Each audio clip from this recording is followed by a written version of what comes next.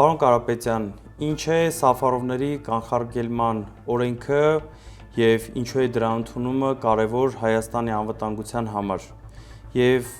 ինչ կասեք այն մարդկանց, ովքեր չեն մասնակցի եւ չեն ստորագրի օրենքի ընդունման համար։ Ինչի թվում թե կլինի այդպիսի մարդ, ով չի ստորագրի այդ օրենքը։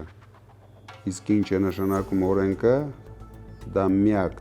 տարբերակն է, որ Հայաստանը չհայաթափեն, Հայաստանը մնա հայկական, քանի որ մենք ամեն օր ունենք անհանգստություն, որ այս իշխանությունը հաջորդ փորձանքն է բերելու մեր երկրի գլխին, ինչպես Արցախի գլխին բերեցին, հիմա էլ կբերեն Հայաստանի գլխին, կբերեն, լցնեն ադրբեջանցիներով, հետագայում կունենանք խաղաղ Հայաստան